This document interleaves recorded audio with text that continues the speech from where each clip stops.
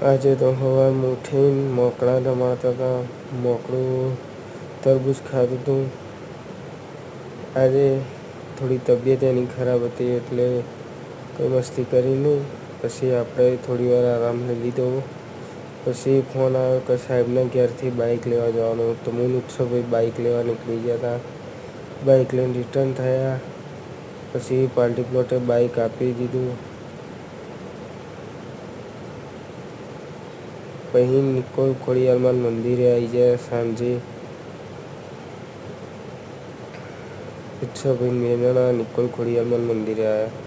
પછી હિસાબ કરતા હતા સાહેબ અને ઉત્સવભાઈ બે જણા થઈને. પછી ઉત્સવભાઈનું મન થઈ ગયું કે સ્વિમિંગ પુલ ધોવો. તે સ્વિમિંગ પુલમાં પૈસા વેળ્યા.